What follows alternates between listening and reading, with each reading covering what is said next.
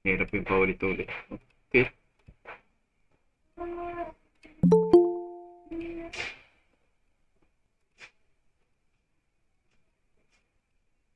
Twenty-one. Oh, konti tayo, no? 42 student. Opo, konti lang talaga makukuha ng project. 10% of your project will be deducted kapag maraming absent. No? Hindi ako nagbigay ng project sa inyo guys kasi makita ko dito sa ating attendance. Isa-isayin ko yun. Dahil lang naman isa-isayin yun. Lahat ba nakapag-exam dito? Cream 6.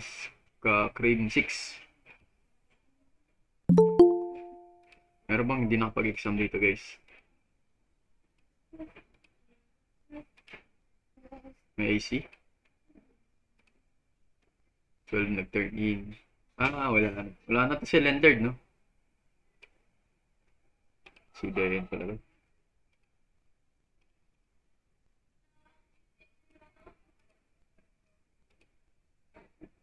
Okay, wala na yun. Okay, nakapag-exam naman lahat.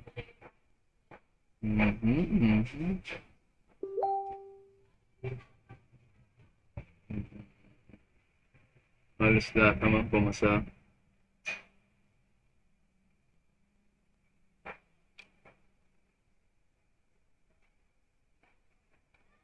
Okay, anyway. Sinong group reporter ngayon, no guys? Sino reporter natin? For those person na hindi lagi nag-off-cam, no guys, I have a record from the start September until November. Meron po akong record niyan. Alam na alam ko kung sino yung mga tao na yan. No? Ibabawas po natin yan sa 10% of your grade, overall grades. And for those person na madalas hindi pumasa sa ating mga quizzes examination, 30% of your overall, no? Binigyan kasi kami ng bagong data regarding grading system. No? 40% midterm and final, 30% quizzes. So if you do not pass the quiz examination, that will be have an impact to your overall grades. And also,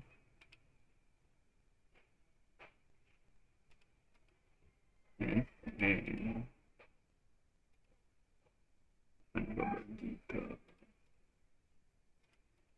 Who's the reporter today? Anong group yan guys?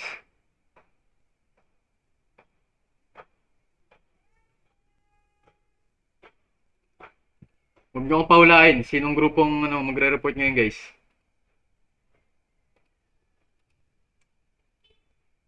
Saan tayo na hinto?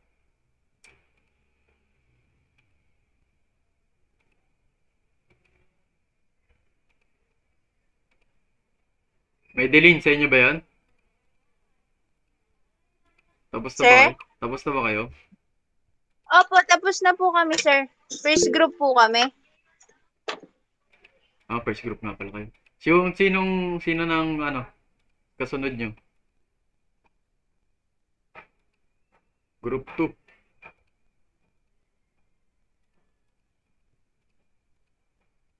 Santiago. Tama Santiago, nandiyan kayo? Santiago, Rojas, Natividad, San Jose, San Juan, Sarvida. Tapos na ba kayo guys? Pag di sila nag-report, automatic zero to guys, no? And automatic, INC kayo sa akin. Kayo mag-abol sa akin, hindi ako mag-abol sa inyo. Wala ba? Nasa nabanggit ko mga pangalan? Marojas, Natividad, San Jose, San Juan, Santiago, and Sarvida. Sila dito. Meron silang PowerPoint dito eh. Parang wala rin naman yata sila dito. Sir, wait, sir. Kausapin ko lang si Sir Santiago. Si Santiago kasi naawak sa amin, sir. May video ba kayo? Opo, sir. May Nasaan na? video po. Nagbubura kasi ako dito sa guys, no? Dapat sasabihan nyo ako kung ano. Nag-chat yata sa kanya si Santiago. Tingnan ko dito.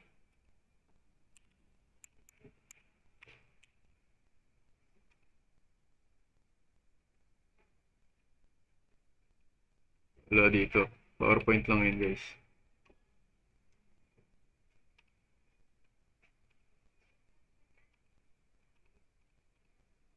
Wala rin naman si Santiago dito, eh. Nandiyan ba si Santiago?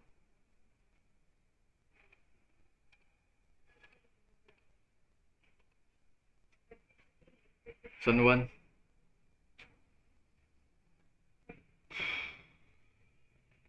Hindi po nagre-respond, sir. Eh. PM ko, sir. Wait, sir.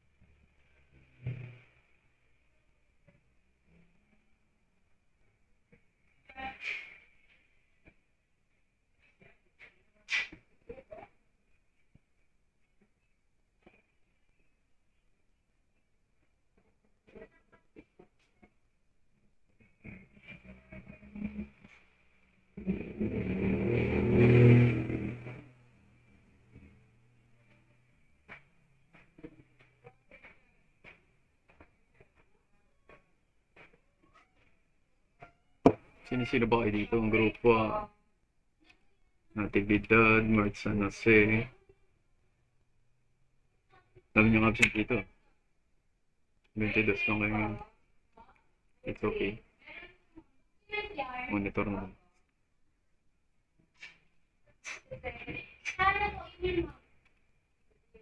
Congrats for those person na pumasa sa aking midterm, guys. Ang dami niyo pumasa. Pero may future pass naman. Pass also may quiz examination. Because 30% of overall grades will be in the, ano ba to? Will be in a quiz and presentation, guys, no? Presentation and reporting. Yun sa iba naman na maraming kulang, guys, please paki-accommodate na po. Kasi once I recorded and maraming kulang, hindi ko na lang kayo sasabihan, guys, no? Check nyo na lang pagdating ng ano, pag na-release na yung grades nyo. You know the rules.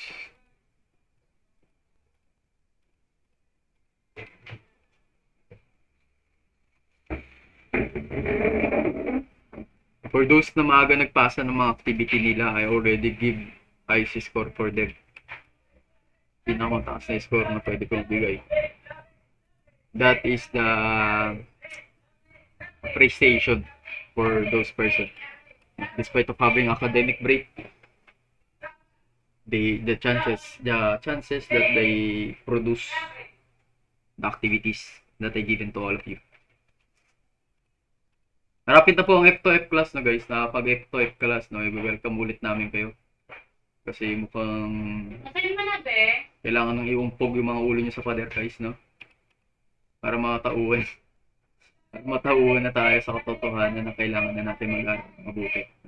Because, guys, we are preparing for board examination in our student in Bacoor campus also. Mga nauna sa inyo, guys, nagpe-prepare na po.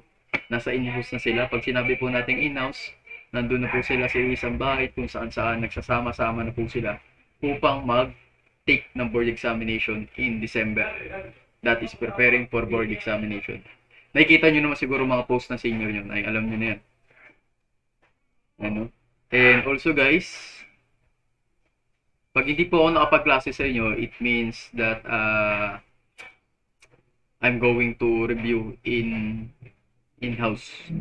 Pero fortunately, I gave a video presentation to all of you pag hindi po ako nagklase. Ibig sabihin, mag-advance ako. And upon the video presentation, basta ano nyo talaga, panoorin nyo kasi doon sa dulo, may quiz yun. So, if you do not watch my video presentation, the possibility that you cannot pass my quiz examination. Kasi kasunod yun, quiz examination. San Juan, nasa na? Putik yan. Sir, hindi pa siya naka-online, sir, eh. Tangina, hindi pa tumatilaw ka manok nila, kaya hindi pa natutulog pa yan. Natutulog pa ata, sir. By the way, ano na ba tayo? Okay. Sige. Wait lang.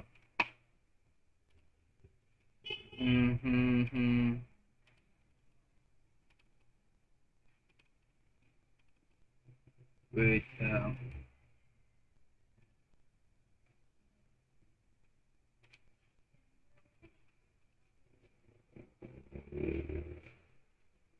Guys, sa nahinto ba tayo dun sa 10 basic international human rights? Tama ba? Dun sa Unit 4. Unit 4 yung midterm ko, tama ba guys? Sir. Guys, si Tagala pa sumagot, inaantok pa to eh. Iba, ayun ano. Yes, sir. Yes, sir. Ayan. Buti pa si Tagala, kahit inaantok sumasagot kayo iba dito. Buhay pa ba kayo dyan guys? O yung academic break nyo hindi pa rin matapos, no? So, ano ba yan? Sunod-sunod bang inuman ng academic break? Nakita ko yung mga post niya eh. Sinulit yung academic break niya eh. Well, anyway, that is the purpose of academic break to have hindi naman ako nagano sa inyo. And sulitin lang nyo. Pero ngayon guys, mamulat na tayo na we are here. Ay guys, by the way guys, no, I just a tip of advice sa inyo. No? Level 2 na ako Cavite, tama ba? Level 2 na po ba tayo? Cavite. Yes, sir. Nagbabasketball na nga yung iba eh. Nakita ko nga si Tagala, nagsushooting na yun sa ano eh. Sa kanila eh. Yeah. Always remember guys, no, ibig sabihin level 2, there's a chances na magkaroon na po tayo ng F to F plus by January. Hindi pa ina-announce pero hinuwa kasi yung mga namin, mga information regarding vaccination. And a piece of advice for all of you guys, no, try to have a vaccination kasi even private or public, they have a mandatory na. Tama po ba? Nababalitaan natin, mandatory na ang vaccination. Even student guys, no? Kapag nagkaroon po, yan. Ang sa akin lang guys, expect the unexpected. No? Mag-expect na kayo. Hindi na po kayo may mga minor, no? May minor pa ba dito? No? Si Medellin, baby face pa yata eh. May minor pa ba dito guys, no? Yan, si Lalungso, minor pa yata ata eh. Kahit 6-footer ta eh. Ngayon guys, no, at tip of advice lang sa inyo kasi kapag nagkaroon po tayo ng F to F class tapos wala tayong vaccination card, no, baka doon lang po kayo sa entrance, no, hindi na kayo papasukin, no. Doon na lang kayo magklase sa labas, no. Ayun yung mahirap doon. Yun lang naman advice ko sa inyo guys kasi once na nagkaroon ng F to F class, no, talagang hanapan kayo niya guys, no. Nire-record nga ng gobyerno na magkaroon ng vaccination card, no. It depends kung nagpaano kayo, kaya po kayo para makakuha ng vaccination. Pero always remember, you are a criminology student. You know the penalties regarding that matter. No? Falsification of documents will be ano guys, no? Yung malaking penalty niyan. Kaya make it sure na meron kayo niyan. Okay, sa Unit 4 tayo natapos mga kaibigan. No? Unit 4. O Chavez, wala ka bang pasok ngayon? Sir?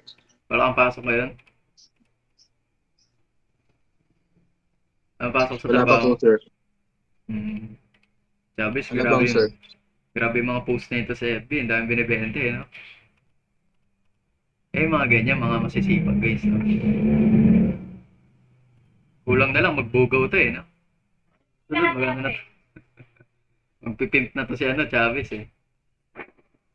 Pero yan, yung, that is the inspiration of having, na working student. Napakaganda niya, guys. Demanding kami sa pagiging working student. Kaya alam namin. Pero like I said, guys, magkaiba yung working, tapos working student. Working student, they can handle the, time management. Kumbaga, nakakapag-aral pa rin. Yung working, 8 to 5 hours, 8 to 5 p.m., nagtatrabaho. Magkaiba po yun. Kaya make sure to balance. Wait guys, alas lahat ng nag-midterm sa akin pasado, congrats. Wala naman siguro babagsak dito. Make sure to complete all the requirements. And meron na po nakatapos ng aking activities mga kaibigan. Tinapos siya talaga hanggang dulo. Yan. Ang una pa si Hana, si Liena, si Malang, si Bautista. Guys, wag kayo gumagawa ng video presentation dun. May part doon na may video presentation, tama ba? Yes, sir. Meron, sir. Wag niyo nang gawin ng video presentation yung iba. Na lang. Kahit yung na lang, discussion. Kasi napupuno kasi yung drive ko. Pero sa mga nakagawa appreciated, I give the high score. Meron na nakagawa ng mga video presentation.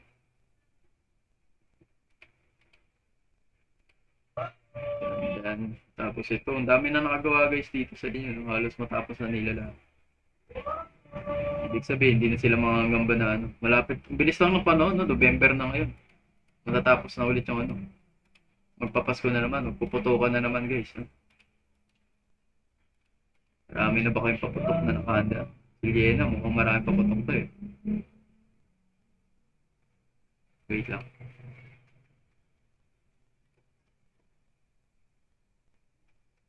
San Juan wala ba? Tulog pa din ata, sir. Opo. Hindi pa nag-online, sir eh. Sige. Okay, we have the discussion regarding that matter guys. No? Ito. Here. Nakikita po ba? Hello guys, nakikita ba? Hello, hello. Guys, nakikita ba? Yes po, sir. Okay, here guys. No? The revised Katarungang Pambarangay Law. Alam ko na pag-aralan nyo to sa CGS. No? CGS, Criminal Justice System guys. Naalala nyo po ba yun? Kaya CGS natin, first year. Nabanggit to guys, no? Naalala ko pa yan sa CGS. Okay, the PD 1508, establishment or system of amicably settling dispute at the barangay level in 1978. Pag sinabi natin PD guys, Presidential Decree of 1508, this created upon the administration of late previous president of our Philippines, Ferdinand Marcos. No? Nabalitaan nyo na rin siguro yung mga balita ngayon guys, no? BBM and Sara Duterte. Magandang tandem yan regarding that matter. Hindi, not a political agenda guys, but yun lang, kita ko lang. Sana magandang kalabasan. No? RA 7160, Book 3, Title 1, Chapter 7, Local Government Code, Section 399 to 422, and amended PD 1508. The 7160 is the Katarungang Pambarangay Law. No? The PD 1508 guys is the establishment o settling dispute at the barangay level. PD 1508, PD 7160 is one parang they have a connectivity to each other. Pag sinabi lang natin RA guys, this is created by the Special Penal Law o by the Congress itself. Kapag sinabi naman natin PD, this created upon the administration of President Marcos. No? Revised Penal Code. Sa Revised Penal Code guys, this is offense or offense ba o felony guys? Correct me if I'm wrong. Nakakalimutan ko ito. Any from the class guys?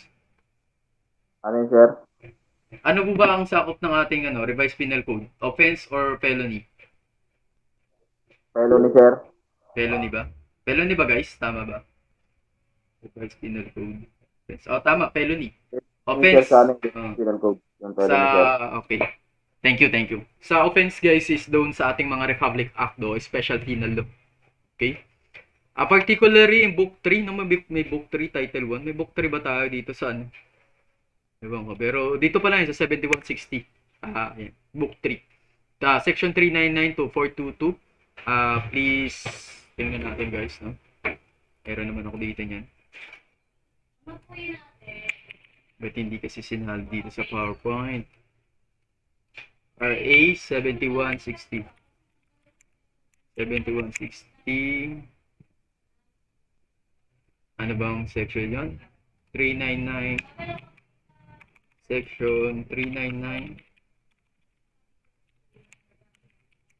Ito. 399. Ayun. 399 to 422.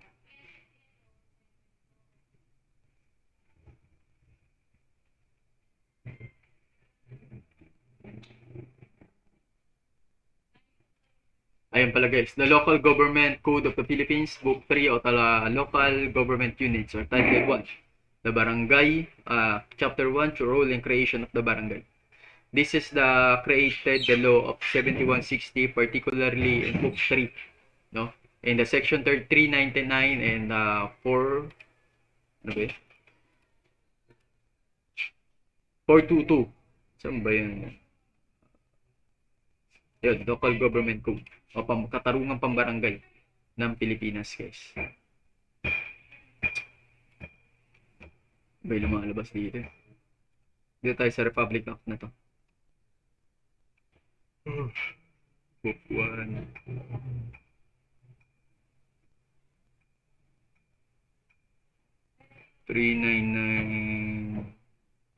Reporter, no? They already minus point yung kapag nag-report kayo kasi hindi yung ano eh.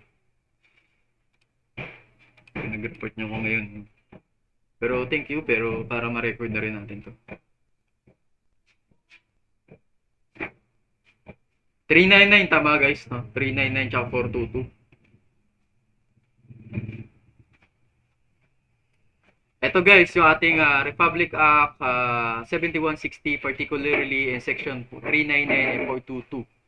This law created the barangay barangay katarungang pambarangay guys, no?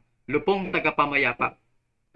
In our discussion, last previously discussion in bago mag-academic break, diniscuss po natin yung mga tinatawag natin the mediation party, yung ENI, no? Early neutral evaluation, yung mga other part pa, no? Mediator, and yung dispute and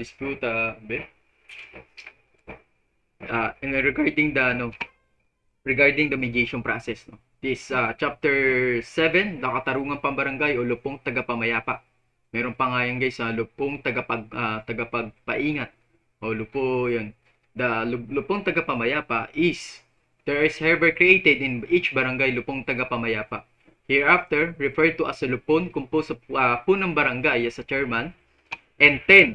Make sure na ano guys, no? Kasi sa susunod na meeting, magkanda ako ng quiz. Make sure to know. To 20 members, the lupon shall be constituted in every 3 years in the manner provided herein. Ibig sabihin guys, si lupong tagapamayapa, kinukumpose po siya ng barangay na punong chairman, no? Tapos meron siyang 10 to 20 members. Depends on the barangay, kung gaano po kalawak ang ating barangay. A tip of advice guys, no? Dito sa katarungang pambarangay, ang Pilipinas po ang isa sa mayroong mga barangay system, no?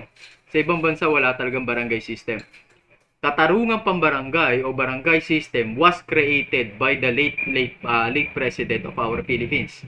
This is Ferdinand E. Marcos. Siya po ang isa sa mga pinakamagandang nagawa ng ating Pangulo Marcos during that time niya, no? Kinirate niya po itong mga barangay na to.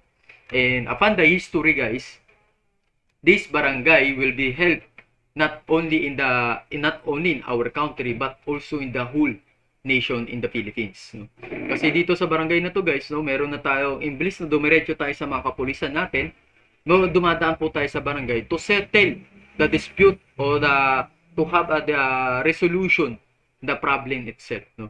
Kasi mahirap nga naman daw na pumunta kaagad tayo sa mga police station kung kaya namang iresolba o gawan ng solusyon pagdating dito sa pambarangay situation natin. Okay? Narinig ba ako guys? Nandiyan pa ba kayo? I cannot see you, but I have a recording so that... Ay, punyeta. Wala pa.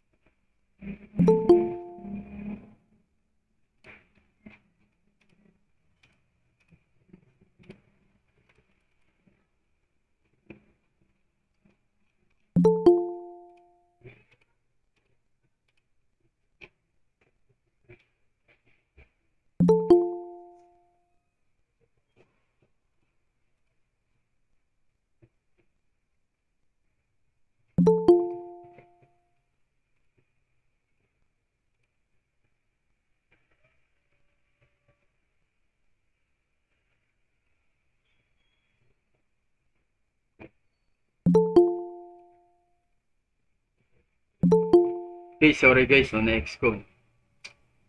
Okay. Hello, narinig pa ako? Yes po. Sorry. Nakikita mo ba ang presentation, guys? Chapter 7 of RA 7160 o Katarungan Pambarangay, guys. No? This created by the President, like I said, no? President Marcos. This is one of the, ito po yung parang enhancement version ng PD 1508. 1508 ba? Tama ba? Oh, tama. 1508, guys. Wait lang.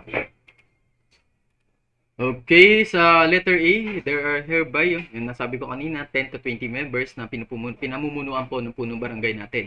Sa letter B, guys, any person actually residing or working in the barangay not otherwise expressly disqualified by law in possessing integrity, impartiality, independence of mind, sense of fairness, and reputation for probity may be appointed a member of the Lupon. No, guys, no, knowing that we have a punong barangay na tinatawag po natin, si punong barangay, they have a power to appoint any person na nabanggit po dito na merong kredibilidad o merong tinatawag nating mind of fairness of themselves, no, na pwede pong italaga as a lupon, no. Sila po yung tinatawag nating lupong tagapamayapa. Okay?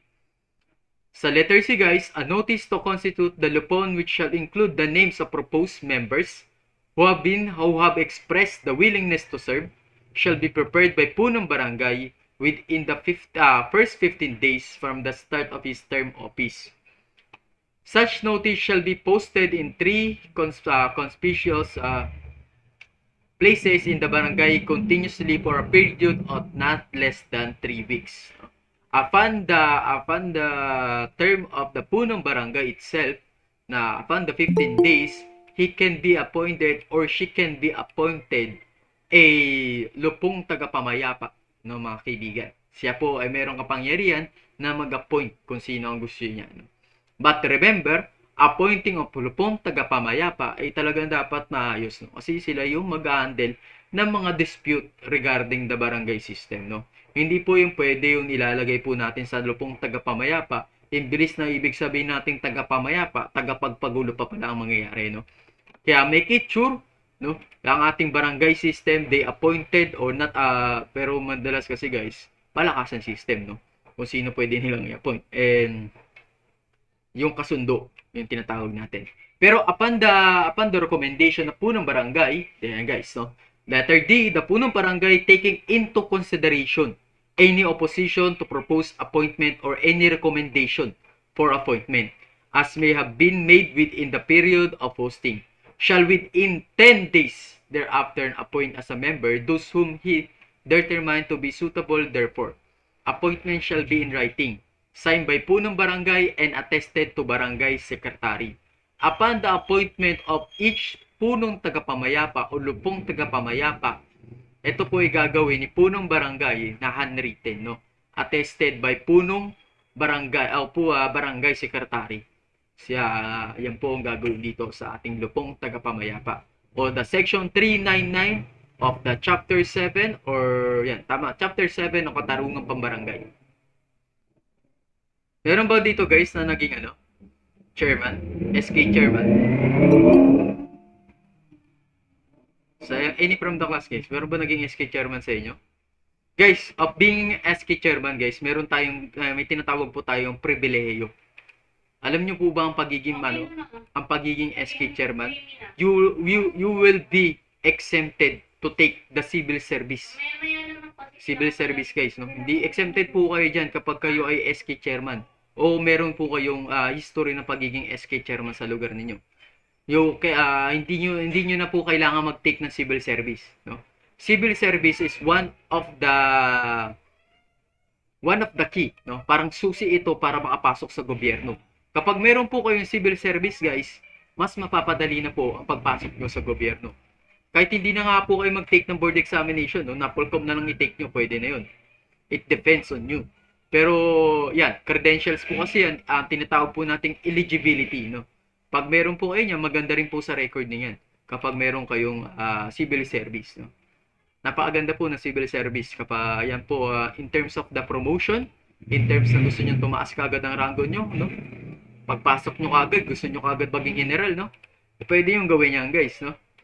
Maging general kamote kagad ganyan, no? Make it sure na mag-aral muna kayo. Okay? Letter E, guys, the list of appointed members shall be posted in 3 conspicuous places in the barangay for the entire duration of their office. And F, guys, if the barangay where majority of inhabitants are members of indigenous cultural communities, local system of setting dispute to their council of the datus or elders shall be recognized without prejudice to applicable provision of this code. Kung ang ating pong i-appoint or magiging majority ng ating barangay is mga indigenous people or cultural minorities or local system, guys, magkaano po yan, i-recognize po rin po natin sila, no? Hindi po pagkakaroon dito ng discrimination na tinatawag, no? Because all the people in the island of the Philippines setting have the right, no, na tumakbo sa kahit anong posisyon ng gobyerno, no? Na pwede rin po silang ma-appoint sa kahit anong posisyon ng gobyerno. Depende sa kanilang kakayahan at depende kung ano ang kaya nilang gawin. Okay? Narinig ba ako? Please open cam ng iba. Naka-record po tayo. I can see all the people here, not the opening their cam. Okay, section 422 of the 71 or RA 7160. Lumabas to sa board exam namin, guys, RA 7160 last 2017. December 2017. Apart na po niyan is situational. Situational kasi laging tanong nila dyan. Section 422, appropriation. Such amount as may necessary to be effective implementation of katarungang pambarangay shall provided for in the annual budget of the city or municipality concerned. Pag sinabi po nating section 422, ibig sabihin po nito mga kaibigan, upon the recommendation na po ng barangay that they have an annual budget, no? Dapat nakapalood pa rin po sa annual budget ng ating katarungang pambarangay. Ngayon kasi kapag hindi po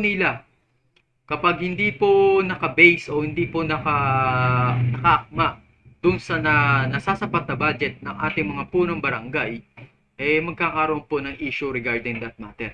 Kaya nga dapat pag mag-a-assign sila o mag-a-approve sila ng mga kanilang lupon tagapamayapa, they are make sure na sapat ang budget nila.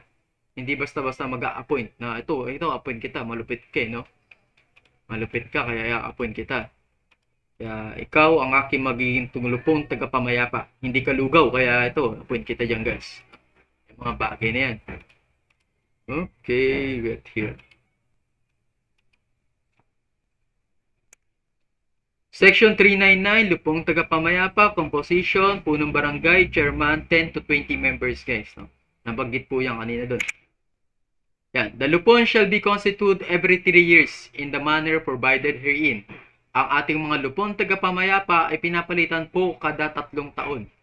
Any person actually residing or working in the barangay not otherwise expressly disqualified by law and processing integrity, impartiality, independence of mind, sense of fairness, and reputation, probity, and may be appointed a member of the lupon. Kung sino po ang mga lupon tagapamayapa natin ay merong paninindigan o merong tinatawag nating integrity, no? Sila po ang pwedeng ma-appoint dito sa lupong tagapamayapa. They are fairness to given a situational na magkakaroon ng debate o magkakaroon ng dispute doon sa barangay system nila. Ay alam nila, hindi basta-basta sila kakampi, kumbaga aalamin o titimbangin, no? Kumbaga sila diyan yung mediator, guys, yung lupong tagapamayapa natin. Eh si punong barangay, he or she, the one that siya yung nagche-check, guys, kung tama ba yung lupong tagapamayapa na napili niya. Okay? Nabanggit do kanina, guys, no, doon sa 7160 natin.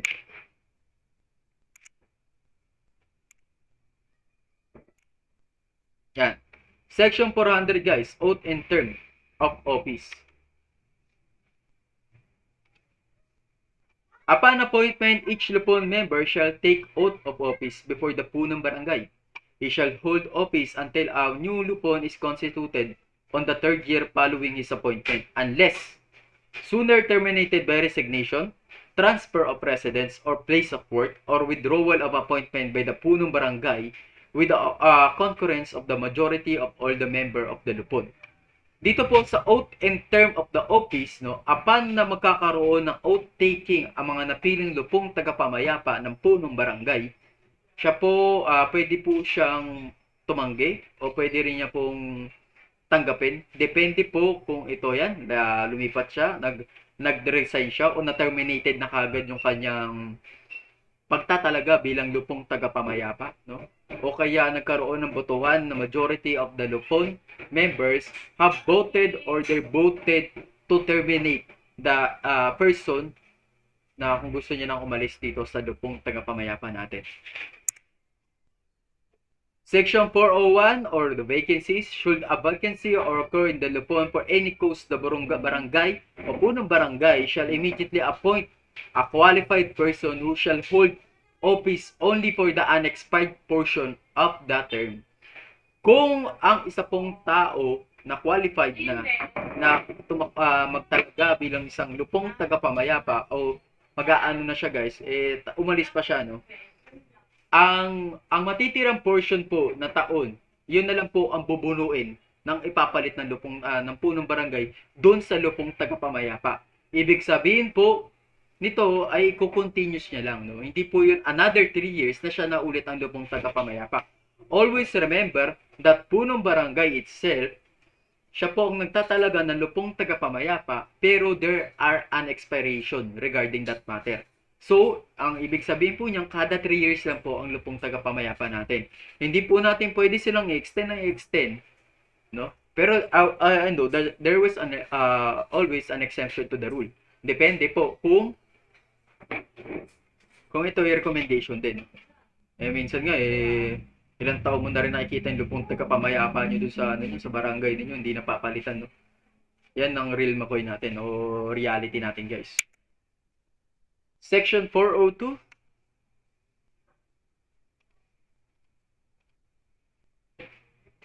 Okay, 21 year. Hindi niya sinabi sa akin na wala akong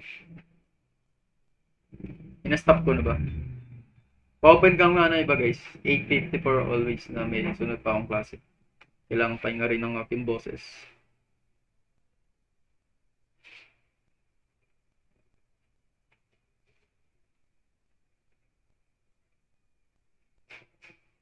Malapit na po matapos ang first sem natin guys, no? Malapit na rin ang araw ng pag-uusga nyo, no? Hindi katulad to ng human behavior natin guys na marami akong binigay na plot 1. Dalawang subject po to, depends on the performance level that you're given to me. Kaya make it sure. So, sa lahat ng may kulang guys, maraming kulang sa inyo dito. Especially in 3-3. Especially si DN5, maraming kulang doon. Siguro mga ereg siguro yung mga yun. Mark San Jose,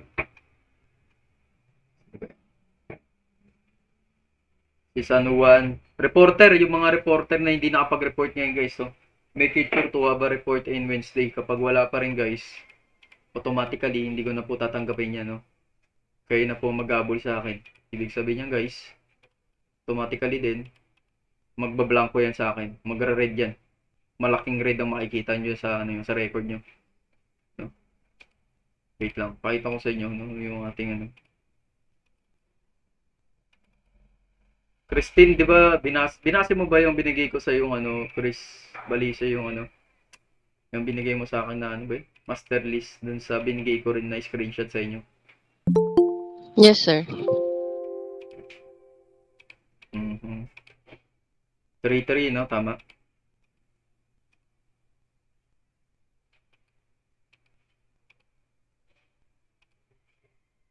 Napasok pa to si Piolo kung kailan matatapos na.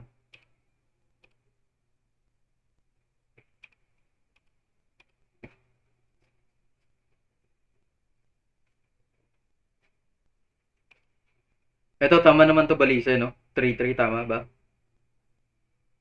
34 sa Cream 6. Opo. and CDN5.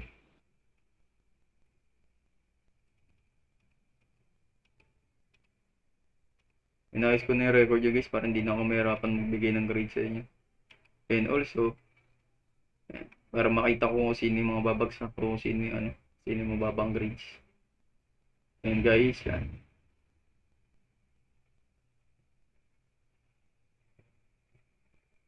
Balise, marami kasi ditong, marami akong concern dito regarding that matter. Sino ba yung mga wala madalas dito? Salindong. Sa inyo pa si Salindong. Ayan. Si Salindong Balise, ano pa ba to? Buhay pa ba to? Nag-ano pa ba to? Pumapasok pa ba sa atin to? Balise. Balise. I-PPM ko muna po siya, sir. Tanungin ko po kung bakit wala siya ngayon. Huwag mo na Pero i-paste. si Sustiger, sir, hindi na po siya magtutuloy daw po. Sa sticker, wala na talaga. Si Salindong, Pero parang kung Sige. pwede daw po sana si Sustiger humabol. ay, Kung may chance pa, hahabol pa daw siya. wala nang chance yung pare ko eh. Kasi sticker wala na yun. Hindi nga pumapasok ng natin eh. Synchronous class natin eh. Automatically drop na yun. Kahit sa ibang professor, hindi niya tatanggapin yan guys. Si Sabater, nagpaalam sa akin to pero hindi rin pumapasok dito. Kaya ito, Salindong, Sabater. Ida-drop ko na to. Pwede ka naman sila bigyan ng grades, no? Pero kung gugustuhin nila yan, ibagsak yung makuha nila sa akin. Ano bang gusto nila, no? Ida-drop ko sila o ibabagsak ko sila. Dalawa lang naman ang pwedeng pagpilian dun. Sustiger, wala na rin. Drop 1, 2, 3. Tatlo na kagad yung bawas, guys. Si Soryo. Nandito ba si Soryo? Classmate ko ba to? Hindi ko to madalas makita dito sa natin eh. Sa Google Plus natin eh, no? Mukhang marami talaga akong matatanggal dito sa kanan yung class nyo, guys. Especially mga irregular ninyo. Like, hindi pa pumapasok, no? Depends sa kanila yun. Bahala naman sila. Siguro third year natin, baka 3 section kayo, maging 1 section na lang yun. Yan yung sabi ni Sir Jamie kasi marami daw silang nakikita na and other colleague na nasabi nila sa akin na marami hindi nakikipag-cooperate. Kamusta naman guys? Sir? Okay. Yes, Sir, balik ask ko lang po, yung tatlong names po na nabanggit nyo po, may midterm exam naman po sila. Kahit may midterm sila, balisi, babagsak pa rin sila. Kasi hindi naman nila Ang na... attendance lang po talaga, sir. Ha? Sa attendance lang po yung concern niyo, sir. No, hindi attendance. Hindi rin sila nagpapasa ng mga activities and quizzes natin. Nag-midterm Okay, sila sir. pero hindi sila nag-activities or quizzes. There's no chances regarding that matter. Wait lang.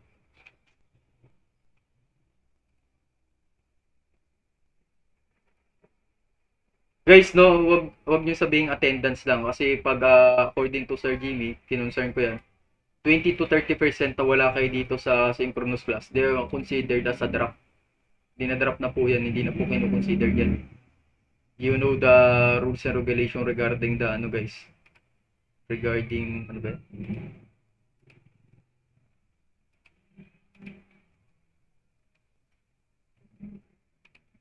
Hindi na po sila kino-consider guys pag ganun.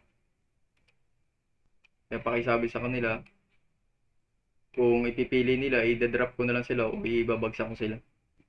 Ayoko kasi magbigay ng fail guys, no? Kasi kapag binigyan ko kayo ng fail,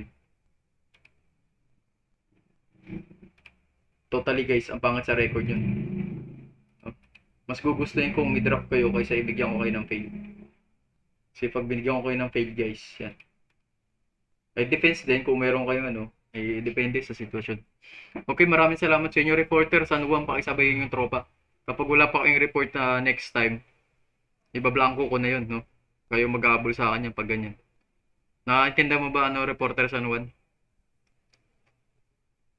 San Jose? Yes, sir. Yes, sir. Sige. Maraming salamat sa inyo. Hanggang sa muling pagkikita.